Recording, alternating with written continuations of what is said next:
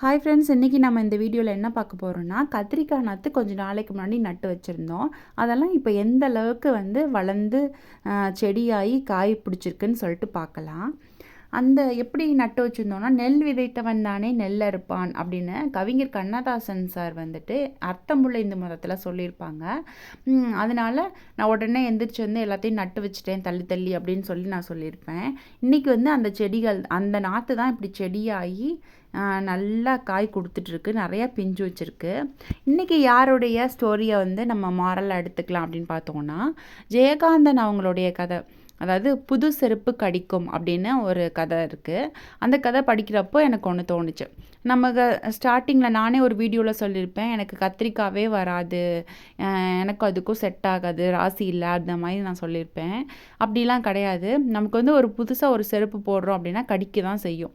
நம்ம எண்ணெய் போட்டு அதை சரி பண்ணுறோம். இல்லைன்னா வேறு செருப்பு நம்ம வாங்கிக்கிட்டே இருக்க போகிறதில்ல. இல்லை நம்ம பழைய செருப்பு கடிக்காதுன்னு சொல்லி நம்ம பழைய செருப்பையே போட்டுகிட்டே இருப்போமா? அப்படி கிடையாதுல்ல. அது மாதிரி தான் நம்ம புதுசாக ஒரு வேலை செய்கிறப்போ நமக்கு அந்த வேலை செட் ஆகிறதுக்கு வரைக்கும் நமக்கு அதில் பிரச்சனையாக தான் இருக்கும்.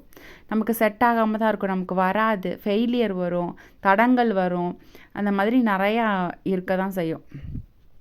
இப்போ நமக்கே இப்போ கார்டனிங்கில் எடுத்துக்கிட்டோன்னா, எலி கடிச்சிரும், அணில் கடிச்சிரும், பூச்சி வரும், வெட்டுக்கிளி வரும், இதில் மண் சரியாக விதை வளராது, அந்த மாதிரி நிறைய பிரச்சனை வரதான் செய்யும். அப்போ நம்ம தரமான உரம் போடலாம், மஞ்சள் தெளிக்கலாம், பால் தெளிக்கலாம், என்னென்ன நம்மளால் முடியுமோ அது என்ன பண்ணால் வளருமோ அந்த மாதிரி செய்யலாம். இப்போ நம்ம குக்கிங்கே எடுத்துக்கோமே, ஆரம்பத்திலே நம்ம பயங்கரமாக குக் பண்ண மாட்டோம்ல. கொஞ்சம் கொஞ்சமாக இதை போடுறப்போ டேஸ்ட்டு கூடுது, அதை பண்ணுறப்போ டேஸ்ட் நல்லா இருக்குது அப்படின்னு சொல்லி நம்ம கொஞ்சம் கொஞ்சமாக நம்மளை மெருகேற்றிருப்போம் இல்லையா? அது மாதிரி தான் எந்த ஒரு வேலையாக இருந்தாலுமே நமக்கு ஸ்டார்டிங்கில் செட் ஆகாத மாதிரி இருக்கும். நம்ம செட் ஆகிறதுக்கு என்ன பண்ணணுமோ அதை பண்ணி நம்ம சரி பண்ணிக்கணும் அப்படின்றத அந்த கதையில் சொல்லியிருப்பாங்க. அதை நம்ம எடுத்துக்கலாம். கார்டனிங் மட்டும் இல்லை, எல்லாத்துலேயும் நம்ம எடுத்துக்கலாம். இந்த சேப்பங்கிழங்கும் நல்லா வளர்ந்துருச்சு, வெற்றிலையும் நல்லா தலைய ஆரம்பிச்சிருச்சு. அப்படியே நம்ம கார்டனில் ஒவ்வொரு செடியும் என்னென்ன எப்படி இருக்குதுன்னு சொல்லிட்டு பார்க்கலாம். செவ்வந்தியிலையுமே அடுத்து மொட்டு வச்சுருக்கு, நிறைய கனகாம்பரம் இப்போ பூக்க ஆரம்பிச்சிருச்சு. ஒரு நாள் கனகாம்பரத்தை எடுத்து கட்டி நான் சொல்கிறேன், இன்னும் கொஞ்சமே பூக்கட்டும். நிறைய ரோஸ், 4-5 ரோஸ் இருந்துச்சு. இந்த ரோஸ் இன்னும் கொஞ்சம் மொட்டாவே இருக்குதுன்னு சொல்லிட்டு இதை நான் பறிக்கலை. துளசியுமே போன தடவை நான் பார்க்குறப்போ ஒரு வீடியோவில் காமிச்சிருப்பேன், கொஞ்சம் பட்டு போகிற மாதிரி கொஞ்சம் இலையெல்லாம் கம்மியாக இருந்தது. இப்போ பாருங்கள் நல்லா தளைஞ்சிருச்சு. இதெல்லாம் கீரை போட்டிருக்கேன்.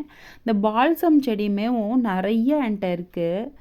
நான் சில நேரம் எனக்கு யோசனை வரும், நிறைய பேர் இந்த மாதிரி கொடுக்குறாங்க இல்லையா யூடியூப்பில், சரி நம்மளுமே கொடுக்கலாமா, கொரியர் சார்ஜஸ் மட்டும் வாங்கிட்டு கொடுக்கலாமான்லாம் தோணியிருக்கு. சரி அப்புறம் அது எப்படி நம்ம பண்ண முடியுமான்னு தெரிலன்ட்டு அப்படியே விட்டுருவேன். பால்சம் இருக்குது, ரணக்களி இருக்குது, நிறைய குரோட்டன்ஸ் இருக்குது. குரோட்டன்ஸ் எல்லாமே அந்த ஸ்டெம்மை கட் பண்ணி வச்சோன்னாவே நல்லா தலைய ஆரம்பிச்சிரும். எங்கள் அம்மா வீட்டிலேருந்து கொண்டு வச்சுலாம் 2 குரோட்டன் வளர்த்துருக்கேன். அதனால் அப்படி வேணும்னா கூட நீங்கள் சொல்லுங்கள், என்னால் முடிஞ்சதுன்னா நான் சென்ட் பண்ணுறேன். அந்த தக்காளி பாருங்களேன், நம்ம வெளியில் ரோட்லலாம் முளைச்சி கிடக்கு. அந்த தக்காளியெல்லாம் நல்ல குண்டு குண்டாக காய்ச்சி 1 கிலோ இருக்கும் போல் ஒரு செடியில். ஆனால் நம்ம பார்த்து கவனித்து வளர்க்குறோம். அதில் பூச்சி வருது, வண்டு வருது, இலை சுருட்டல் நோய் வருது, என்னென்னமோ வருது. இதான் அந்த தடங்கள் இடைஞ்சல் போல் இருக்குது. ஏதாவது பண்ணி சரி பண்ணிடலாம். இப்போது இதெல்லாம் அவரை, மொச்சை, இதுலேயும் கத்திரிக்காய் இருக்குது, கரும்பு இருக்குது.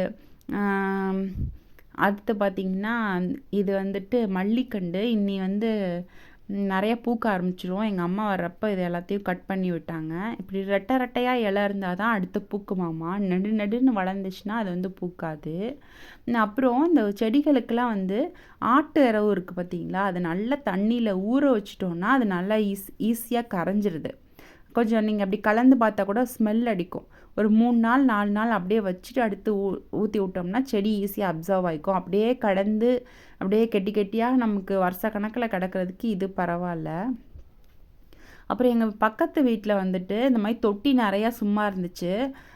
சரி அவங்ககிட்ட கேட்டு இந்த மாதிரி கொஞ்சம் பாலக்கீரை விதை போட்டு விட்டுருக்கேன். 1-2 அப்போ தான் முளைக்குது.